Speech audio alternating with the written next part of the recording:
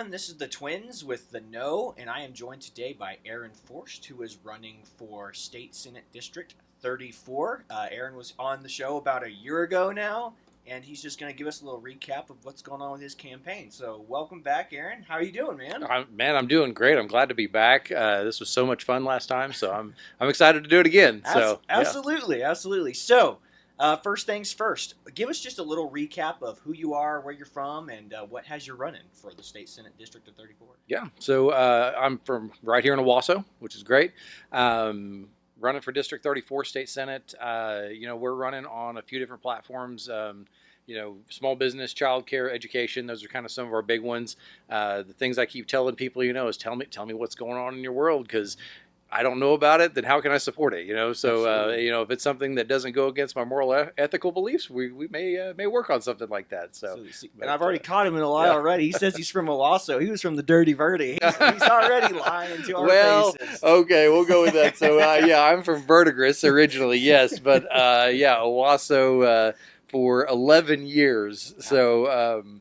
I consider myself an Owassan, and when I lived in the Dirty Verdi, like you were talking about, most of my friends were in Owasso. That's how I ended up here. Mm-hmm. Eventually, I moved out, out of my parents' house, moved to Tulsa for a while because that's what I could afford, and then eventually, like my wife and I were, okay, we want to move to, better house or whatever, upgrade, and we started looking. We looked in different places, BA and other places, and like, man, I just really always loved Owasso, it was such a great place. I had so many friends there, and ended up right back here in Owasso. So, there you go. An infiltrator, nonetheless.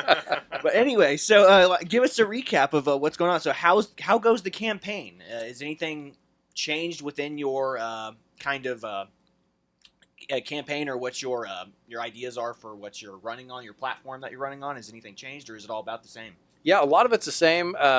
There's been some different areas that we've kind of had to adjust slightly, but there's different things that have happened in education and some things like that. But so it just kind of like doesn't change the ideals of what we're voting or going for, but the direction maybe, just because of things that have changed. As far as the campaign's going, it is awesome. I've talked to so many people. We've done several events, several public and local events, knocked on a lot of doors, met a lot of people. If any of y'all have gotten one of these things on your doors, I have been to your house.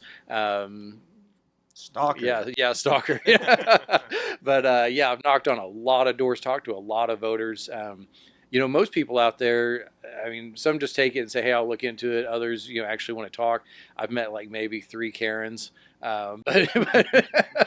But beyond that, everyone else has been really cool, man. And that's the door knocking has been more fun than I thought it would be. Yeah. We weren't really door knocking last time I talked to you. It was a little too early, but now we're getting into that, man. That's actually a lot of fun. Good exercise too. My legs are going to be like rocks when I'm done with this thing. So good deal. I'm always concerned about like doing door knocking. I'm just afraid somebody just open the door and be like, come back with a warrant. Slam the door in your face. That's a good thing about being a Republican. I can carry a pistol around with me. And, There you go. Okay, so I've actually been away for a while. I was away at Fort Benning for about last 5 months doing some military training. But so I'm kind of out of the loop when it comes to kind of local politics here. So what's been going on? Like, have there been any controversies since you've been running? I know you've been doing this for like a year now. What's happened? How's Dana Perito doing? He's the current guy. I know he's still in there. Like, has his platform changed? Has he been mired in any controversies or anything like that? And what's going on? Yeah, so not a lot of controversies. Obviously, this time of year, politics slows down quite a bit. There's not a lot happening. Old Dana, he is. He has gone on the attack a little bit. He's updated his website. He still has several errors on it if you want to look through it. But he has put a section on there that says, I believe, the daycare scam. Knowing that we're, one of our big platforms is fixing childcare and, going after DHS hardcore because there's so many areas where they're messing up. You may have seen that they're the #1 biggest offender of misspent money in the state of Oklahoma this year when Cindy Byrd put out her state audits, and I've been saying that for a long time. And then Dana puts out the daycare scam like I don't, know what I'm talking about. He's got a whole thing about it.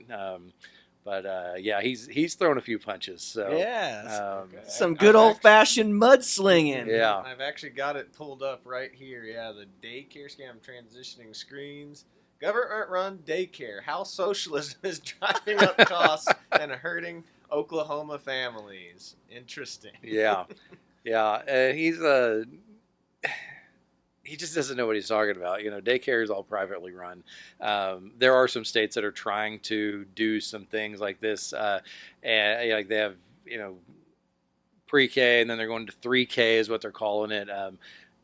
There used to be a time when first grade was the first grade, and kindergarten, when I was young, kindergarten was half day, and then it became full day, then it became required, and then half day pre-K, and now full day pre-K, which it's not required yet, but there are states doing, they call it 3K now, and I'm kind of like, why don't we just connect the hospital to the school, and we give birth and just hand them over, because that's where it seems like it's going, but that's in more liberal states, it seems like. That's not happening here in Oklahoma. Basically, hospital to school pipeline. Yeah.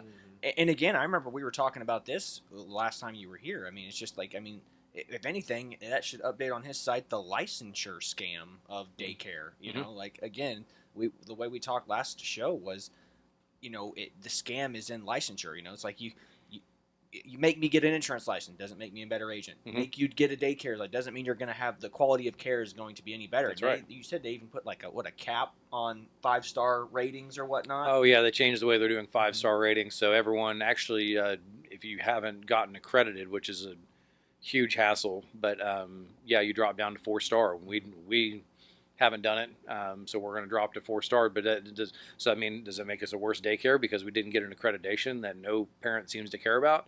No, it's just the way the state's trying to manipulate the system and make us look worse, and then start cutting funds for subsidy. And something else the state did, I love this. They passed a bill that allows our child care workers to have free child care now, which basically they were getting anyway. Child care workers typically don't make a lot of money, so they get some kind of subsidy, but there's a copay involved in that, right? So they did this during COVID, where they all got the copay. Well, there was no copay; it was just free child care for them, But then the state decided, okay, we're going to continue that program, but they made it so bad because my workers have to go to DHS and apply for a subsidy, and then they have to go to this other program to apply to get their copay paid. So it's twice as much paperwork. And it's not just for the child care workers, it's for the centers too.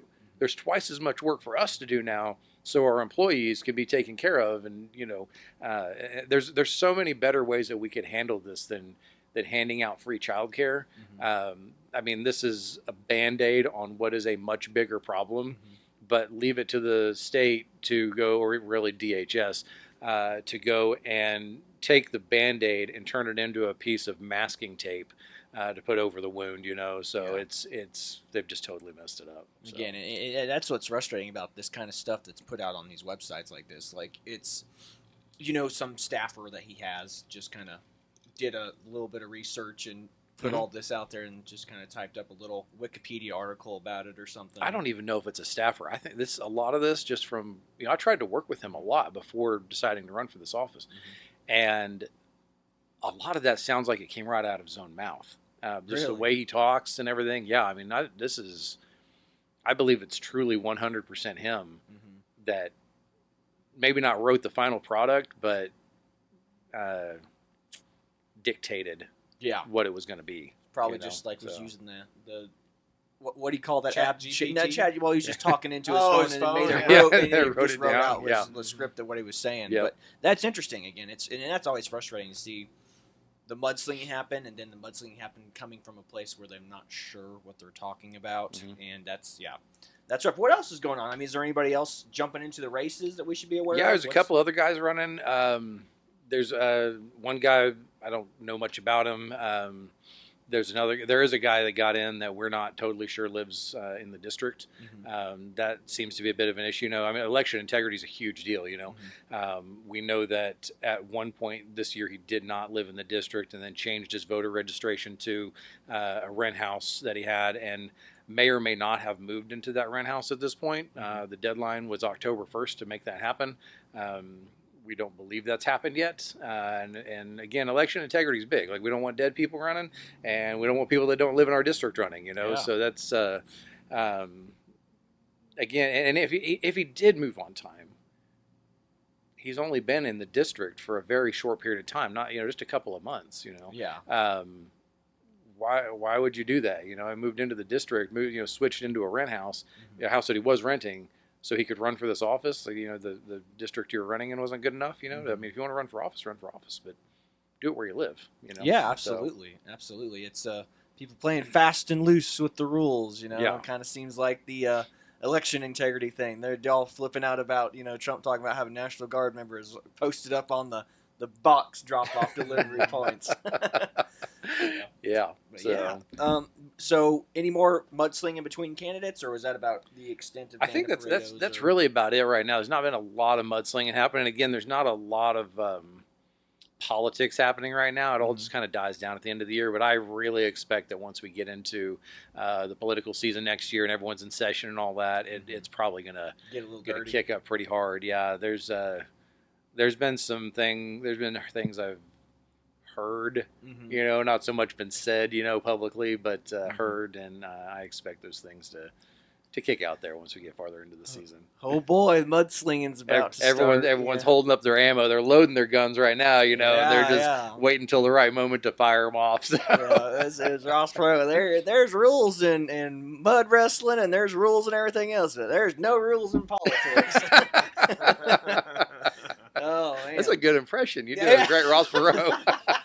You need the ears though. Get the ears out there. But yeah, no, I mean it's gonna get dirty, and it's a shame because it's just the nature of politics itself. But yeah, so good deal on that. Campaign. Okay, so Dana Perito. Well, let's talk about the state and local issues that have kind of come up. So again, I'm out of the loop, like I said before. So what's been going on in the state that as far as wasting money goes, and what you would fix if you got into the position? Man, we have so many areas where we're wasting money right now. The number one thing on ours, just because of our platform, we can talk about DHS. So Cindy Byrd, who is running for lieutenant governor, she's currently our state auditor, found all this misspent money in the state. She did all these audits, right? And the number one misspender of money was the child care side of DHS, not all of DHS, just the child care end of it, to the tune of like $63 million, I believe was the number that she found that was just blown on. There was a home daycare person that said they needed transportation for their children, so they bought a Cadillac. They needed to make sure that their kitchens were up to standard, so they did these full kitchen remodels and bathroom remodels, saying that it was for the kids, and there was other people too. There was person named Brittany Lee who stole $2 million. Her and her husband stole $2 million from DHS, and she lost her job and got like a $2,000 fine, a slap on the wrist. It really wasn't anything. But yeah, I mean, DHS, again, losing all this money, just blowing it from misspending, not paying attention where it's going, numerous other things. And that's money that was federal money, and it's going to end up having to get paid back. So that, that's a huge chunk. And this is the same stuff I was saying a while back. I can't remember if the last time we talked was before or after I went down to Oklahoma City with the chamber. But I spoke to the governor about some of this stuff, right in front of his face. And he called me a bureaucrat trying to get additional money to fund my private business from the state of Oklahoma. And I'm like, I'm not trying to do that at all. I'm trying to say, look, we could spend less money, less tax dollars, cut regulations, and still spend less tax dollars, and basically just save people money, save the state money. That's what I was trying to say, but he tried to make it sound like I'm trying to get the state to give me more money, for a private business. I mean, no, that's not it at all. I want to make my own money. I want you all to get out of it. Yeah. So get out of my pocket. That's right. It's so much for being this. We're like the 7th or 8th most fiscally responsible state in the union. That's a shame to hear that kind of stuff. I'm not sure if we still are, but we were at one point, and that was a few years ago. But yeah, I mean that's nuts. I mean, again, it's so they got a $2,000 fine for robbing the state of $2 million. $2 million. Yep. That's crazy. How does that? I mean, how does the state not just have the ability to go in there and just pull that money back out of their account? A lot of this that I'm starting to find, there's these individual state agencies, and there's no oversight and there's no punishment when they screw up.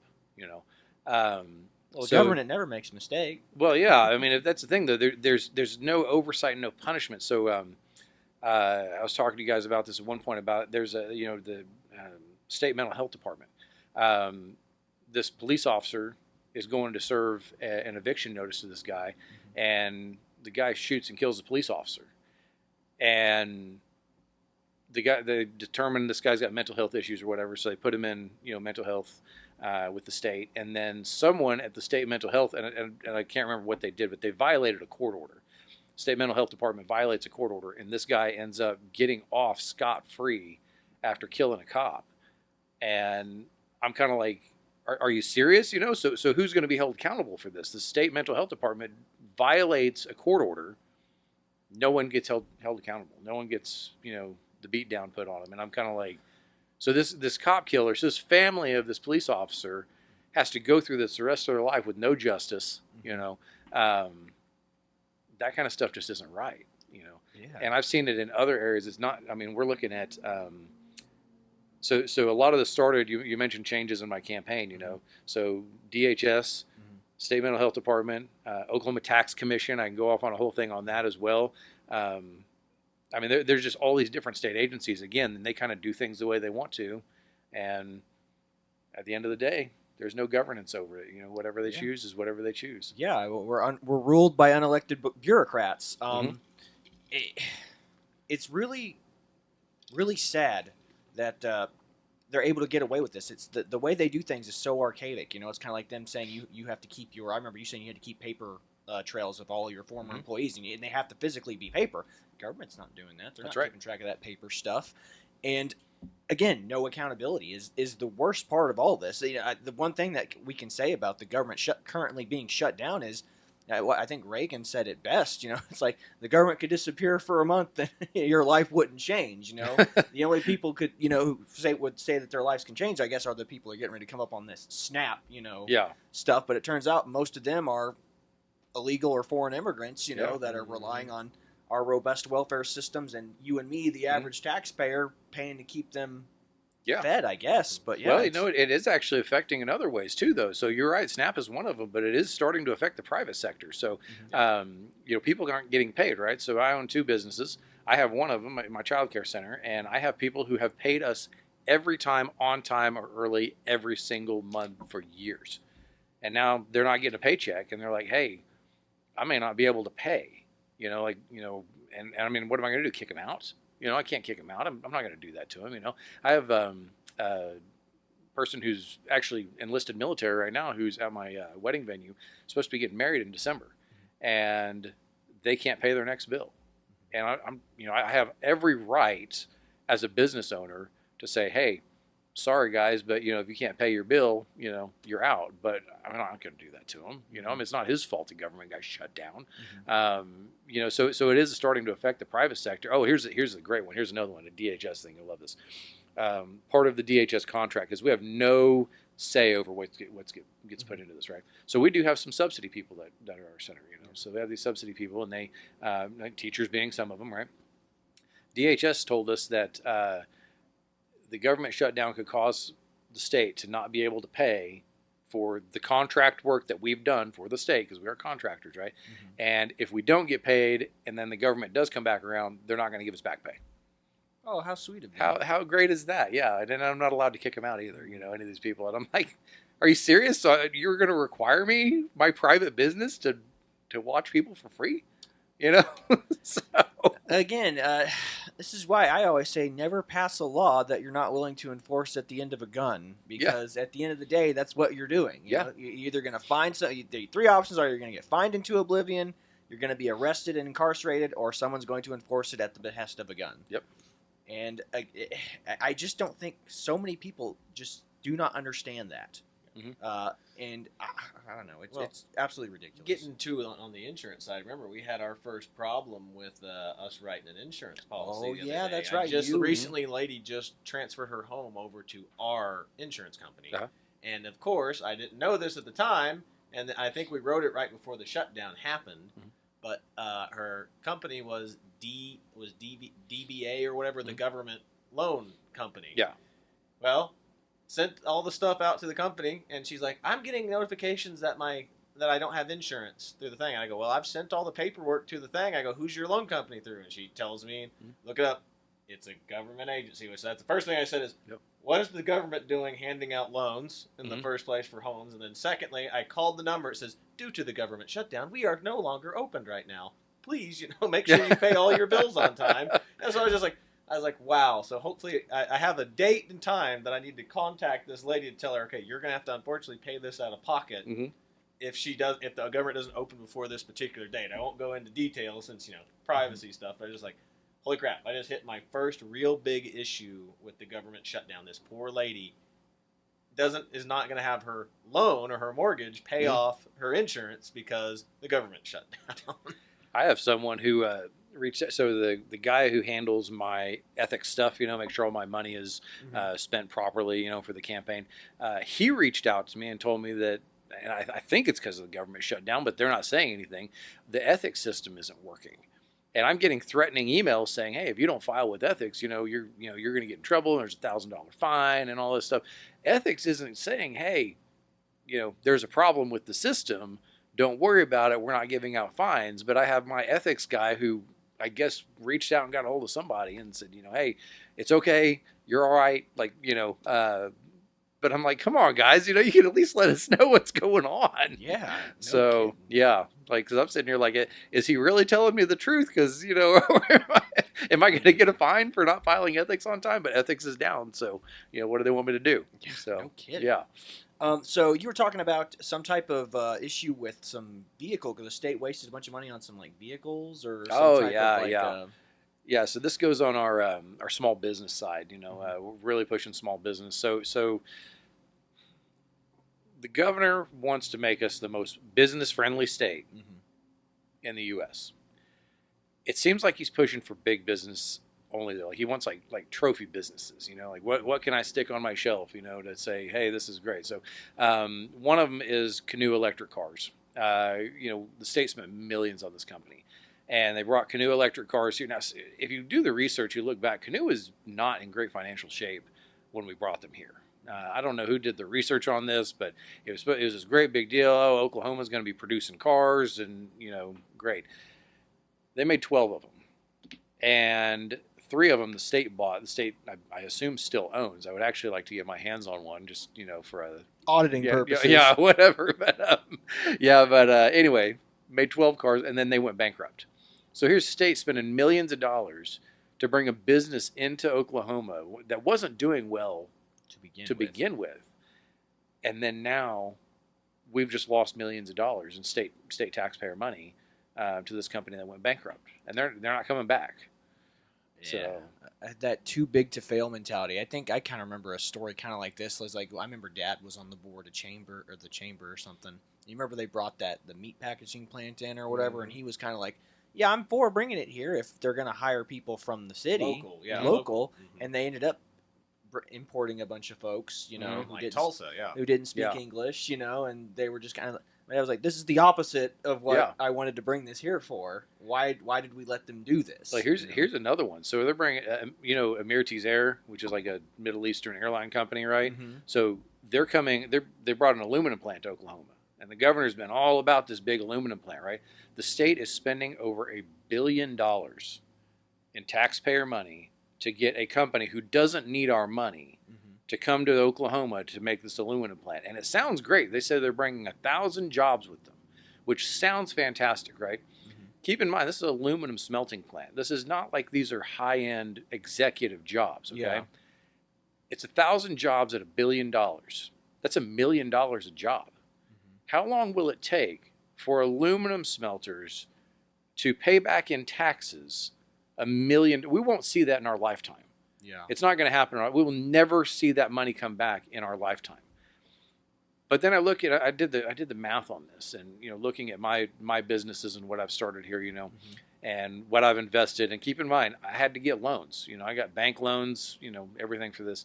No government help. To help me start my businesses. I was able to create jobs at $71,000 a job. Seems like I'm a little bit better investment. I would gladly if I got $1 million from the state, what I could do with that $1 million would be mind-boggling.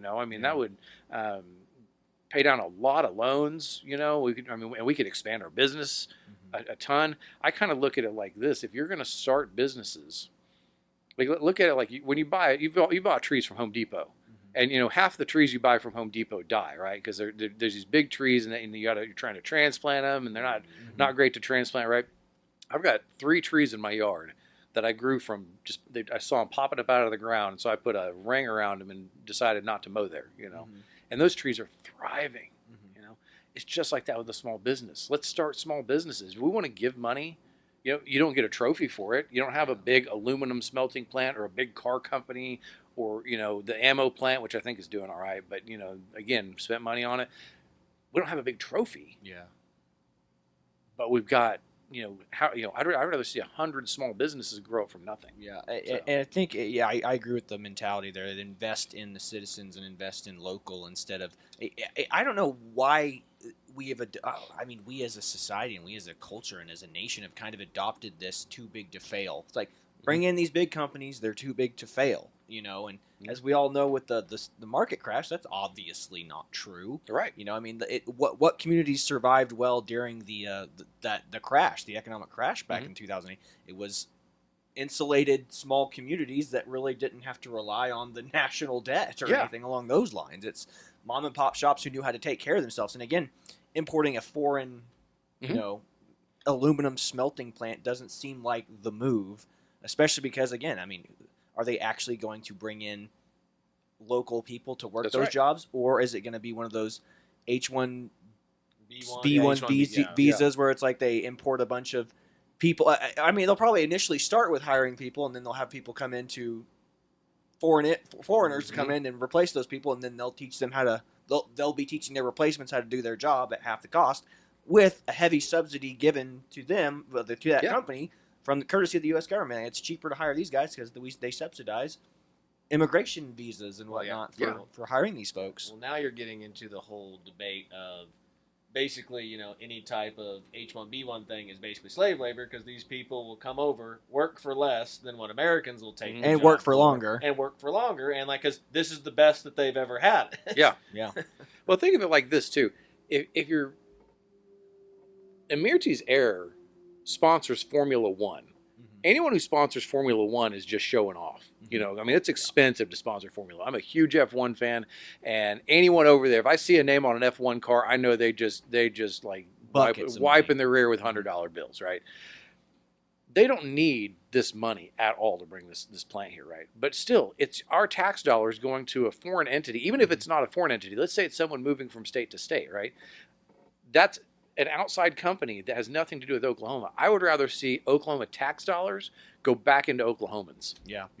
Again, it's that whole, if we bring these big companies over here, it'll bring more investment to the state. And I think that's just a backwards philosophy. Again, invest in the people so the people feel a civic obligation to the state. It's like, I borrowed that. Granted, there's always going to be bad actors and bad apples. There's going to be like, I got my money from the guy. Like those 2 people that robbed the $2 million and only got a $2,000 fine. Like, we got ours from the state, from all of our taxes, But again, it should breed some form of civic responsibility to be like, the state did this for me, so I feel obligated to give back to the state and be responsible and have a civic responsibility to citizens to hire them and bring them on and help them better themselves. So. Again, I don't know what it is, again, with this mentality that is just, in foreign investment, foreign dollars. It's like, how about local investment and local dollars, The state should feel obligated to give back to the people of the state. And that's where I think we have this bass-ackwards mentality, Like it's almost like we are here to serve the government. No, the government's here to serve us, I've said that to numerous people. I have big issues with asking anyone who runs a small business, any kind of a business, like if this is the business, like you guys run insurance, right? I would never come to you and say, hey, can you give me a discount on insurance? I don't care how good of friends we are. I would never come to you. Now, if you offered me a discount, I don't even know if that's legal. I'm just making something. But if you offered me a discount, I would accept it, but I would never ask for the discount. Now, if I ask you guys to come over and help me build a fence, that's not what you do for a living. That's not how you feed your family. So you got to come do that for beer and pizza. That's how that works, right? So, but I've had to, I've asked people in small businesses to help me out, on this campaign trail. And the reason I've kind of changed my mentality on that just for this is because the job I'm going for is to help the people. So you're investing in me, I'm going to invest back in you.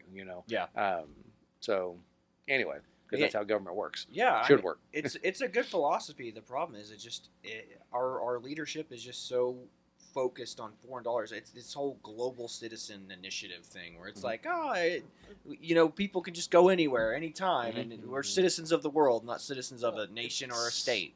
It's also the mentality of, this massive corporation that makes billions of dollars, we're trying to convince them or coerce them to come to our state. Like when Walmart moves your town, that's how you knew you were moving up in the world, was when Walmart finally came to your town.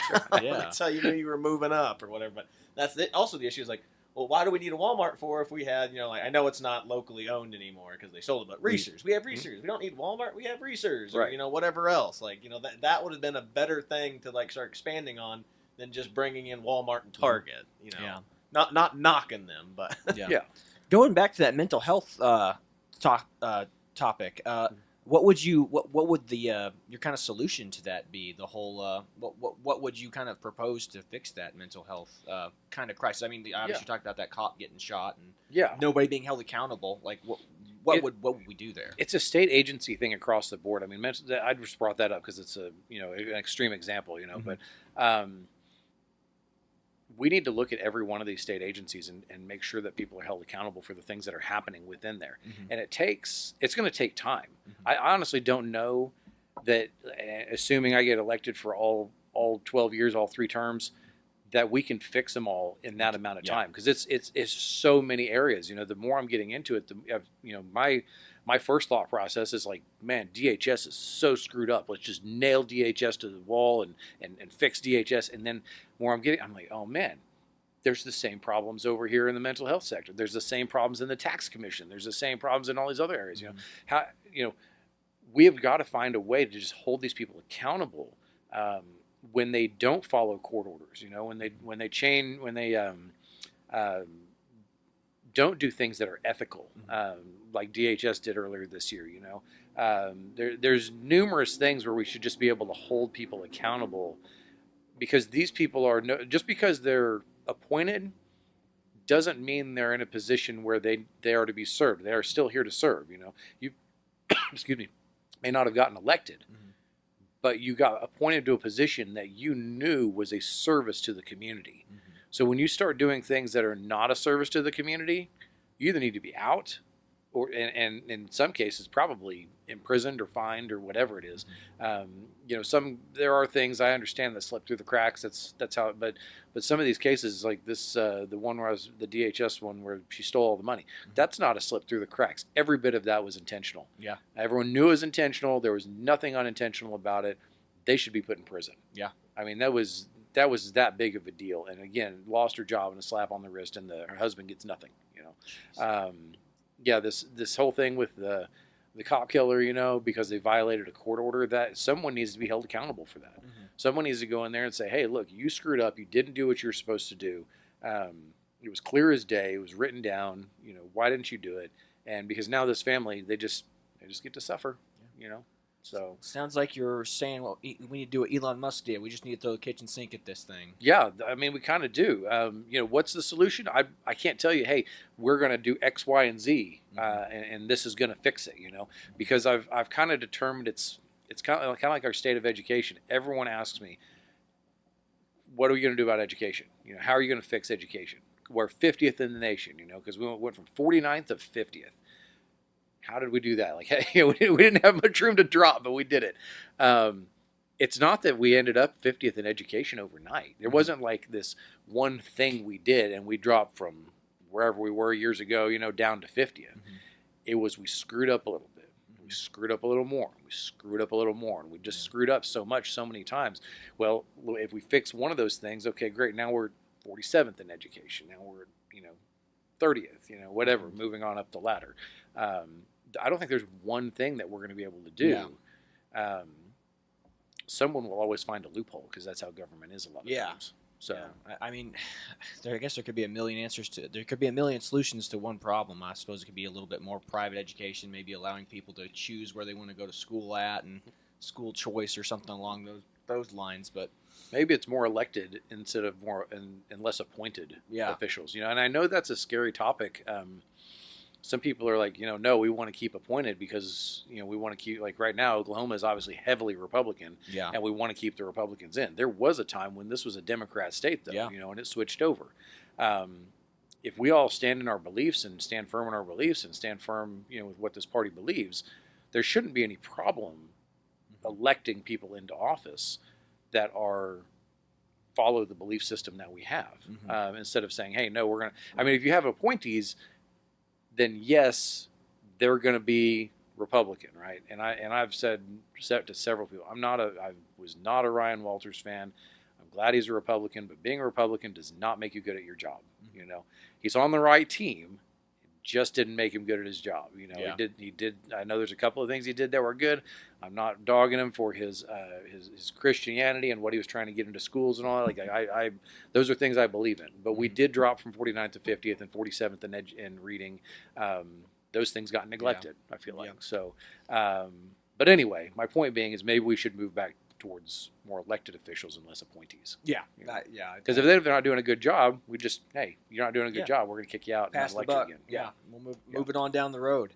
But yeah, I guess we can kind of push on to maybe more big picture kind of stuff. Move beyond state and local to we can talk some federal stuff for fun. Okay. And kind of get your opinions on that. So, I guess how you feeling about all this no kings and ice stuff going on? Like, what's your kind of opinion on that? It's like I told you guys earlier how much I really truly support no kings because in no kings that a king would do things like shut down my church and shut down my business and make me wear a mask and make me get a vaccine. Only a king would do that. No, so I am, yes, no kings. No kidding.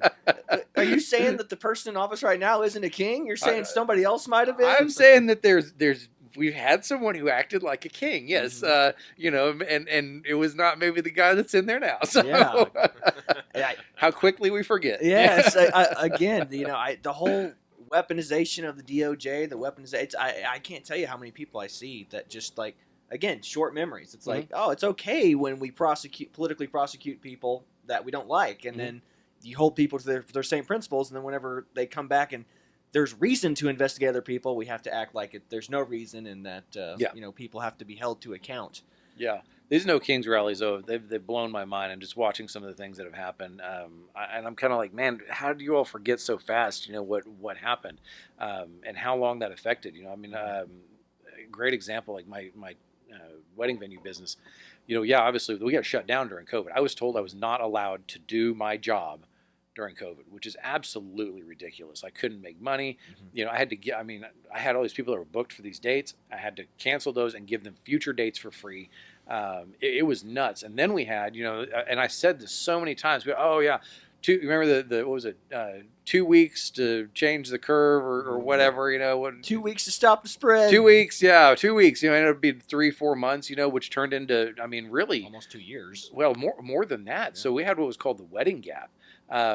People meet, and then on average, they get married about 3.8 years later after they meet.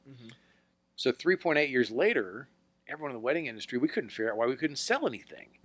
What is going on? It was a COVID thing. So we had this, COVID, no weddings, and then right after COVID, everyone was trying to get married real quick. All these people from before, so we had this huge bump, and then this huge sharp drop off where sales weren't happening anymore. So this 2 weeks to flatten the curve. That's what it was. 2 weeks to flatten the curve. That's right. And turns into almost 4 solid years later, because again, some king decided to shut down my business. And the thing that gets me more is the church, man. When someone tells me I can't go worship my God, that is not okay. And Charlie Kirk, golly, man, that guy, I said it, or he said it better than I ever can, and honestly, myself, and I think pretty much everyone else has taken a much different stance on that, to be a lot more vocal about that ever since his passing. Yeah, I think it was Charlie that said it himself too. It's like, you can tell that evil's in charge whenever the strip clubs are open but the churches are closed. That was truly insane. It's like, you mean to tell me some stripper is essential, and the church isn't? Yeah, the liquor stores here in town were all open. Mhm. Those were essential businesses. But but getting married, people wanted to get married and make a commitment to spend their life with each other. Mhm. They were not allowed to do that. Mhm. But they could Practice go their get their faith, do booze. whatever. Yeah. Mhm. Yeah. Ridiculous. Yeah, that was eye opening to say the least. And again, yeah, it shows to show you how the bass backwardness of the Mhm. priorities of the state. Yeah, well, even getting to into have- that, yeah. talking about like with the National Guard being deployed, is like people seldom forget that Tim Walz deployed the National Guard to keep people in their homes during the shutdown. Mhm. And like you remember, like get back. There's a video you can go find. It's like get back in your house right now, and the SWAT teams Yeah. are walking down the street Mhm. as people are filming them. Yeah. Walking down their neighborhoods. You're like, good lord. And that's beyond a king. That's more like a dictator. There's a guy we all Mhm. remember. That Yeah, that's that kind of stuff, man. And that was crazy. I know the most hopping place in town at that point was Home Depot. We were all just spreading COVID at the Home Depot, Yeah. because yeah. had to be stuck in our houses. Might as well remodel it, right? Yeah, no kidding. So speaking of Charlie Kirk, how did the assassination affect you or your political stances in any way? Man, that whole thing sucks. But I think it hit me just like it hit pretty much everyone else. Be more vocal about the things you stand for. Not. I mean, we've all been told, don't talk about religion and politics. I mean, that's things you just don't talk about. You don't talk about religion and politics. We do need to talk about religion and politics. Yeah. We need to talk about it, and we need to have, they talk about separation of church and state. The separation of church and state was never designed to keep the church out of the state. It was designed to keep the state out of the church. Yeah. And I think the churches really need to embody that and say, hey, look, we need to get more involved. Why do we think a lot of these things are happening? We've discussed LGBTQ and stuff like that. Mm-hmm. How come all of this stuff is invading different parts of our culture and in getting into different parts of our government and our Mm-hmm. schools and all of these areas? I think a lot of it's because our churches don't want to be actively involved in The our culture state. war. Yeah. They don't want to be involved in the government. And they really should be. The founding fathers were Christians, and they wanted this entire country to be founded on Christian beliefs and the Christian faith. Yeah, it's one of the. I mean, Christianity is the foundational pillar of our societies. It's Mhm. the reason our laws are passed the way they are, and again, all of it stems from individual justice and not collective justice. We don't punish the sins of the father are not passed on to the sons. We Right. believe in punishing the individual, which is one of the key parts of this society. And again, you're right. I think I don't know if it's I think it's just the culture that has just kind of bullied the church and Christians into silence. Like, oh no, you don't want to sound too intolerant. It's like again, what evil preaches tolerance until it gets into power, then it tries to silence good. Right. And again, that's why we live in this topsy-turvy, upside-down Yeah. world we kind of live in, where you have people Yeah. celebrating the death of folks like Charlie Kirk instead of being like, wow, that was bad. I mean, but I think it's all ultimately, I know it sounds, I mean, God's works in mysterious ways. I think his death has kind of done a lot of good. I think it's kind of like the crucifixion when it's an impact moment. The disciples were all cowards at the point of Christ being taken away and sent to be crucified, and then they saw him 3 days later, and like, something had to be real there because they all were like lions after they saw that he rose from the dead. And I think that's kind of like That's a great way to put it. I what hadn't really works. thought about it like that. Yeah. Exactly. So I Yeah. think it's an impact moment with Charlie Kirk where I think it's even yourself in your position. I was like, we've all it's lionized a bunch of Christians who are like, you're right. We need to be having not only these discussions at the dinner table with your kids, and you need to arm them with the best defense they can, especially if you're going to send them off to college and keep them in public education at this point, because if they don't have that foundation, they're going to go and be led astray. That's right. Wherever they go. I think the tricky part for the church is, like my church, our motto is love Jesus and love like Jesus, right? Mm-hmm. So we want to say what we believe and show what we truly believe, but at the same time, Jesus loved the sinners, and he hung out around the sinners, and that's who he was trying to get. Hey, come to me, follow me. And we don't want to come off as we hate you. And I know a lot of that is coming from the extreme left. It's like, if you're not with us, you're against us. You either accept us, you're going to accept us, or you hate us. And that's really not what it is. It's like, no, I love you. I have no issue with you as a person. I disagree with what you believe and what you stand for, but I love you as a person, just like Christ loves you. And you are welcome in our church. You are welcome in our town. But we're going to agree. I can promise you that even though in this group, the three of us here, obviously we have very similar beliefs, where there's probably something that we agree on, but we can agree to disagree without hating each other. Absolutely. So. We love the sinner. We hate the sin. Don't ask us to affirm your sin. Don't ask us to stand with you. It's like, I'm perfect the way I am. Heck, I'm not perfect the way I am. And we live in this society of toxic empathy and toxic, acceptance, and it's got to stop, because it's what's leading to the degeneracy and decay. Yes, and but that's the whole reason with the we always talk about this on our shows, like why the transgender issue is so pervasive, because not only now, so it's okay if you want to call yourself the opposite gender, okay, you can do that, but the reason why it's so bad now is because what have they been doing? It's like, if you don't tell me that I'm this, you're basically, they're asking, they're forcing you to lie on their behalf, and just like, that's why it's so pervasive. Whereas as Christians, we're taught to speak the truth.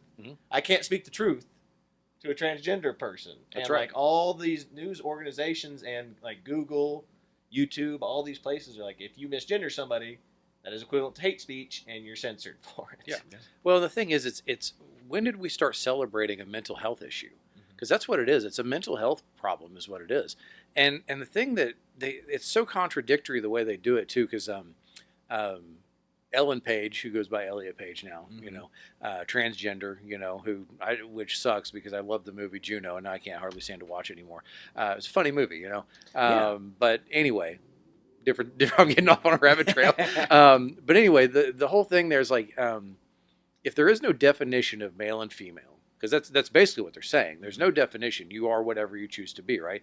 Why do you need to change your name and your appearance and everything else? You want to make yourself look like a man, and even if you don't get all the surgeries and stuff done, it's still, you want to make yourself look like a man, and then you want to take a name that sounds like a man. Well, there's no, if there's no male or female, like, call me Jane then. I could be a Jane or a Jill, or I don't know, Ashley. Call me, whatever. It doesn't matter, because there are no definitions of anything according to what they're saying. But yet then they still, I need to look like this or have this name or whatever.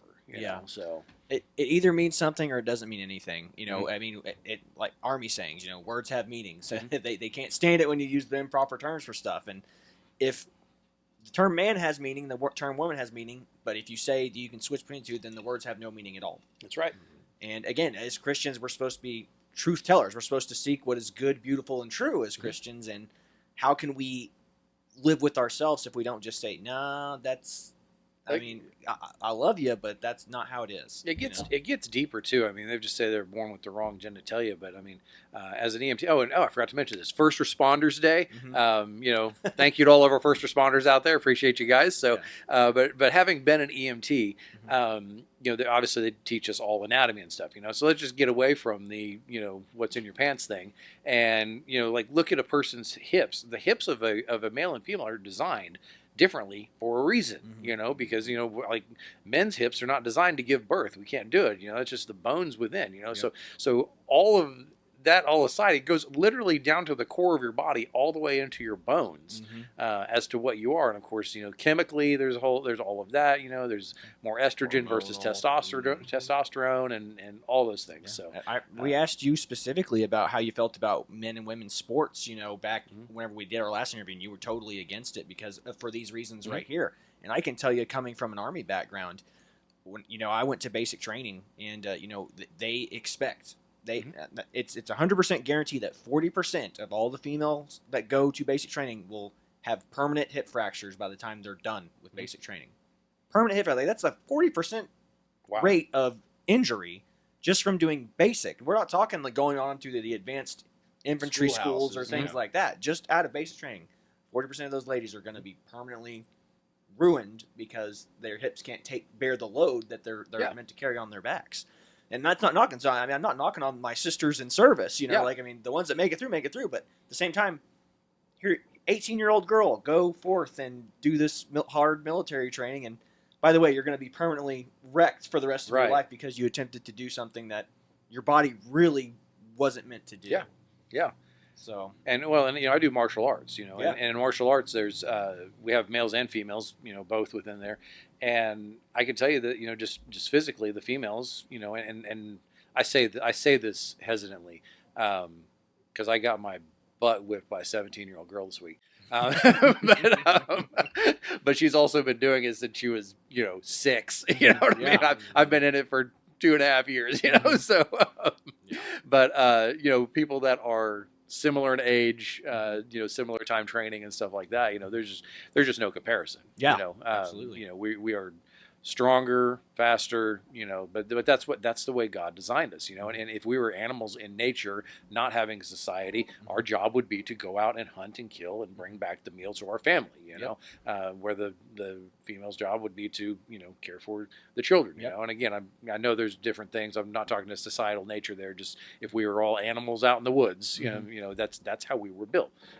So. Well, and the truth of the matter is, you don't see these abnormalities in nature like that. Mm-hmm. You only see it when strong men built good societies and people live in excess and luxury. Mm-hmm. These kind of issues do not exist in third world countries. Yeah, and you can't. And the thing is you can't. Let's just go to the animals. Like, let's just say you got a gay lion. Mm-hmm. That lion's going to die and not produce offspring, right? So that mental health issue ends at that generation. With that animal, right? Where we have a society where we've now, years ago, and this happened right after I started my wedding venue, they legalized gay marriage. But we allow that marriage to happen, and then adopt children in, and then we push that mentality on, and then again, it's become accepted into our society. So now more people. I cannot tell you, my daughter, who is in middle school, the number of people that she has told me that she's been around that are into that lifestyle, and I'm like mind blown. I mean, when I was in middle school, I don't even know if I knew a gay person in middle school. By the time I was in high school, I might have known, not well, but known too. And my daughter seems to be surrounded by this constantly. I think it's this social media generation. I think it's mass hysteria being brought on by social media. I think they see it's trendy, and it's just again the trendy thing to do. It's like, I mean, what's more trendy than to be like, I'm non-binary, or I'm I identify as gender ambiguous. They're looking for acceptance within a group, and if this group accepts them, that's who they're going to go to. It's not like it used to be. I've the old days. I've had people tell me that believe in all of this. Why would anyone choose to be like that? And and these are typically older people. People older than I am. And their mentality was from back in the 60s and 70s, and that area. And yes, was it still a mental illness? Yes, but was it as prevalent? Like, people didn't want to be there, even though their mentality, their mental illness, put them in that position. Now I don't even know that it's mental. It starts off as a mental illness. It starts as an acceptance. And then turns into, well, I'm a mental illness, because if you tell yourself something so many times, you can start to believe it. Absolutely. I mean, again, this is why I go back to the social media stuff. I mean, this is mass psychosis brought on to social media. Then and predators are grooming young kids online, whether or not intentionally, like they're having private messages, or they're watching groomers on TikTok tell them that this is what they are, or have this lifestyle is training. And I hate to look at it this way, but the way I see it is very few people are exceptional in high school. Very few people. So, like, what happens? You have your star quarterback, then you have everybody else on the team. You have your head cheerleader. You have your head drama kid. And if you don't have anything interesting, you don't stand out. What do? I think that's why a lot of these kids are turning to, I'm they them. I'm this now, because at least that makes me stand out. Right. And it's just a social acceptance thing. It's not even just social media. I mean, it's our television. There's like, how much. Find me a show. Well, I can pick one now that doesn't have homosexuality in it. And makes it a normal thing. There was, I can't remember the number. It's like less than 1%. identifies, truly identify, or at least at one point, it's probably higher now, but truly identified as this. But yet it's in every television show, and like I was watching, I don't know if you guys seen 911 Nashville. It's been 3 episodes in, haven't seen it, and I know that I can't think of the guy's name, but anyway, who's the producer of the show, and he's like one of the main stars. He played Robin in the old Batman movies, but anyway. Okay. Yeah. Anyway, he is a very conservative person. I don't know that it's going to be in that show, and I'm kind of like, this is great. Now the story is a little outlandish, because I've having come from a first responder background, I'm like, okay, this is kind of crazy, but overall, it's a good show. It's exciting, It's EMT work. That's right. Sexy. Yeah, exactly. Yeah, exactly. It's like if you're a first responder, this is how cool it could be. If crazy stuff happened every day. Yeah, if you weren't dealing with homeless people crapping themselves. Yeah, they don't tell you most of the time. It's just picking, random drunks and, like bums on the side of the road. That's there's a lot of that. Yeah. But you are so right. I mean, it's everything. I mean, it's like that recent blow up that Elon Musk had, where he pointed out that show that had like the gay characters, and it turned out that show had been canceled for 2 years now. Mm-hmm. But again, it's like whenever it's always gonna happen when it's you walk in having your kids check it, like that Jurassic Park show that we were kind of talking about reviewing. It's like Camp Cretaceous on Netflix, which, like I said, that's them taking a current IP, a loved IP, putting kids in it, which, what kid's not going to want to watch dinosaurs? Yeah. I'd have been all over it. My 8-year-old son was all about that show, and he told me about that episode. Mm-hmm. So, yeah, it's interesting you brought that up, because he told me about it. I'm like, what are you talking about? Like, really?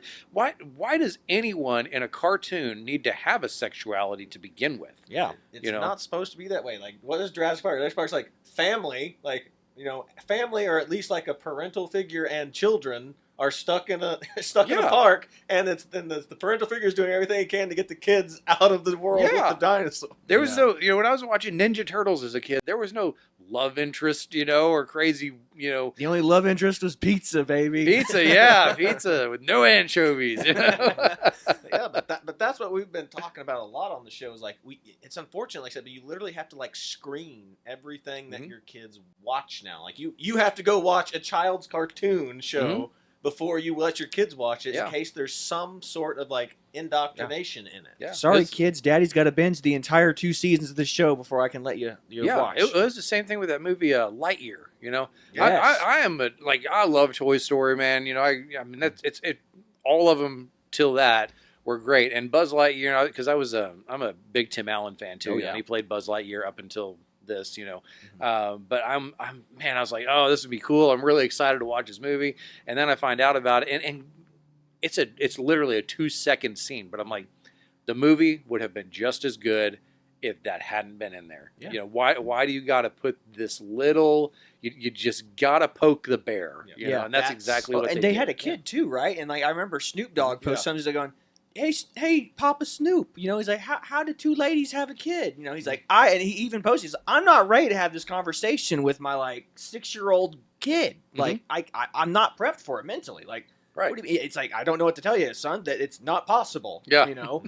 But again, it's again, you think your kids are safe watching cartoons or Disney, and they're not. And what we've talked about on the show all the time is we're hit from it. Absolutely, we're hit from every avenue of approach on this.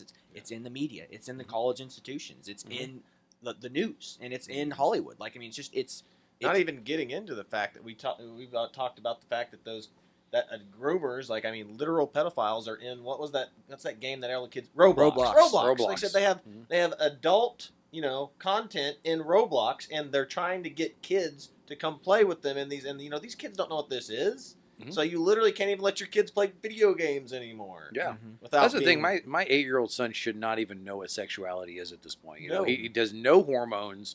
He unable to produce offspring. Mm-hmm. He really shouldn't even know. We're very open about this stuff in my family.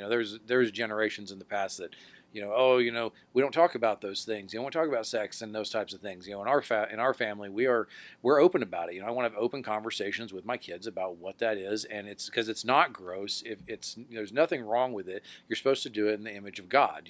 This is what God designed it for. He designed it to be good and to produce offspring and between a husband and wife. Yeah, between a husband and wife. It's exactly right. And so we don't make it into any kind of a gross thing. We just keep it age appropriate. Yeah. My son asked me a question, like we don't get into all the dirty details, but we'll answer it on an appropriate level for him. But we never dismiss those kinds of questions. But there are questions that come out of his mouth that he should not know what those things are. And I mean, I don't even know that at 8 years old that I knew what gay was. Yeah. Like that wasn't even a thing. So again, the programming is there, and Hollywood and all these producers who are making this content for you, they're sneaking it into these shows and programming a generation of kids to accept it from a far earlier age. And it's like, again, don't tell mommy and daddy, because if that you find out, it's like you might have bigot parents or something along those lines. It's like, I hope there's a turn coming in that, because there are some people in Hollywood that stand against that. You've got a guy like Chris Pratt, Tim Allen, the guy on 911 Nashville, whose name I cannot, Robin. I cannot think of his name to save my life. But these guys have come out and spoken on that they're conservative, and my hope is that more will turn that direction over time. Yeah, and again, insulating your kids, and I always say be a part of your kids' lives, and be aware of what they're watching, who their friends are, and what they're consuming, and what we talk about is like be involved in your kids' habits, whatever they're trying to get into. You need to be involved in it with them too, in some way. That way you can monitor what they're doing. Yeah, if they're playing a video game, take a night, play that video game with them. Yep. If it's online or whatever. Because you just never know anymore. I mean, we live in such a digital age that it's absolutely crazy, And the access they have to information now. That's the craziest thing. We have so much information access, but we're the dumbest people on the planet, and maybe it's because we don't have to remember anything. Like, I need to know something. I was like, I don't have to know anything. My brain is sitting here on my hip, we definitely weren't wired to be this connected to anything all the time, and it's just in our pocket. It's all technology related now. I mean, we're even talking about how like teachers are having to like invent apps that can detect if ChatGPT is doing a kid's homework now and stuff like this. Like kids have it easier now than they've ever had it with smartphones. This is what we always talk about. Is like, don't get your kids a smartphone. Just get them a flip phone. Yeah. Until they graduate high school. Or something I had a teacher. I was the first class to graduate from Verdigris High School. So we had teachers coming in because we're the first 10th, 11th, and 12th, right? So teachers were coming in. They were very young, right out of college, all these freshman teachers and stuff. And I have a teacher who's not much older than I am, So, and we're, buddies now, I guess. We don't hang out or whatever, but we see each other, we'll talk or whatever, because he's not that much older than me. And I still give him crap because he was a math teacher, and you said you wouldn't always have a calculator. You got to learn this math. I'm like, I got one all the time, Yeah. You liar. You liar. He said I wouldn't always have a calculator. I got a calculator. I got a calculator now, like my helping my daughter with her math homework, and I check her problems now. So trying to help her get her grade up a little bit, and I have a thing that can literally scan the problem and shoot out the answer now. Holy cow. You literally just hold it up there, and and you draw a box around the problem and kicks the answer out. Do y'all remember the days when you had to go to the back of the book and it only had like half the answers in it? And then you had to turn it upside down, Exactly. And you were just making sure you got the right, because the teacher was like, you have to write the whole thing out, and I want to see your work, and you're like, I hate you. Yep. The old I'm not a tree hugger. I want to see all your work. Well, in this program, if you get the paid version, we'll do the step by step for you too. Wow. So they don't even have to. Yeah, if they have I don't remember what it costs, like $5 a month or something. But a kid could pay $5 and have literally every single step laid out. Lord. If they don't do the free version, just pops out the answer. But, that's incredible. Yeah. That's incredible. Yeah. I won't say the name of the program. Some kid will watch it, download it. So they're smart. They'll figure it out anyway. They're smart enough to figure out how to cheat. That's for sure. Right. Yeah. That's how you can count on it, including people being smart enough to cheat the government out of your money too. That's right. Yep. But you have any other subjects or anything you want to touch on? Man, we went around the gauntlet today. I'm trying to think if there's anything. Do we have anything on the list that we missed over there? No, we actually went. Was there something with the electrical company or something? No. Yeah, it was canoe. Oh, Electric car. Electric, Right. yeah, Electric car yeah. scandal. Yeah, we hit on those guys. Yeah, the state paid for an electric car company to come here that went bankrupt like a day later. So Yeah. So misallocated funds of the taxpayer. that's the thing. Misallocated funds. We've got to get better control. I know everyone's on this. We want to eliminate the income tax, which is great. I think we can eliminate income tax. But we've got to get better control of our money. We've got to be good stewards of our money. I feel like we're getting to that point in the Bible where it talks about the person with one talent.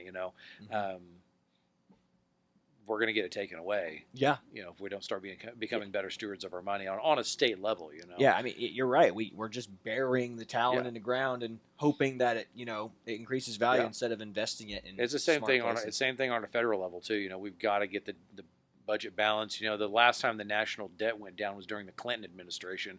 We've got to get a better balanced budget where we're getting that national debt paid down. It's going to take just as long to get out of it, probably longer than what it took us to get into it.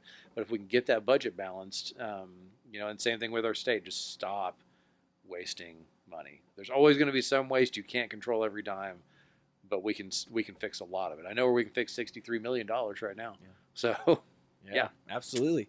Well, I guess we'll just kind of wrap it up here, Aaron. Where can people find you, and how can they donate and help the cause? Yeah, so you can go to forstforok.com. That's FORST, and there's donate buttons on there. If you guys want to help with the campaigning, knocking doors, making phone calls, you can sign up on there as well, which would be great. Donations would be very helpful. I had no idea how much it costs to run for office, but it is very expensive. So those things would be very helpful as well. You can always call me. My phone number's on there. You can email me on there as well. So just, check out the website. If you mess up and type in frostforok.com, I bought that too, just to be on the safe side. So, I always tell people, reach out to me. If you have issues, especially going on in our state that are bugging you, let me know, because I don't know some of these things that we've talked about. I didn't know about them until people brought them to my attention. Yeah. And I'm like, man, this goes... like the different state agencies, like this goes right along with what we're trying to fix at DHS. Mm-hmm. It's just another state agency that's not minding their P's and Q's with no accountability. So, so we've kind of expounded upon that now, but I wouldn't know that if people didn't let us know. Absolutely. So we just got to be vocal and communicate. I guess I'll end it here with, if you had one bit of advice, whether it just be life advice or dad advice to give to the people of Owasso, that would just kind of how you would sum up your kind of life philosophy or something, spit it out. Man, a life philosophy, man. I don't know if I got a whole some dad advice. Yeah, it's just be involved with your children and be involved with your wife or your husband, if you're the ladies that are listening to this. But be involved as a family and do things together. I mean, I've mentioned my family and I would do martial arts together. We do other things together. I took my son to a church event this week, and he went as the Karate Kid, and I went as Johnny Lawrence. Do I need a Johnny Lawrence costume? No, I'm not going trick or treating. I mean, I'll go out with him trick or treating, but. It was just there to be involved with my kids, So be involved with them, watch what they're doing. I think we just talked about that, see what they're into, and love your kids. Get away from the screens and hang out as a family, and that's it. Church. There you go. Life thing. Put down the phone. Yeah. Absolutely. I probably need to put it down more than I do, but it's still tough when you're running for office. It is, yes. Put down. I would love to get off social media, which is something I can't do because of the office thing. But put down the phone. There is nothing happening there that is more important than what's happening in your life. Absolutely. So, I don't think I could have said that any better myself. Aaron, thank you for coming on. Thanks, guys. We really appreciate it. Yeah, again, second time. I'd love to do it again. We have more time before the election. So, absolutely. We'll get you on before the actual end results come in for sure too. But this is the Twins with the No Neighbors of Owasso. We appreciate you watching. God bless you, everyone. See you later, everybody.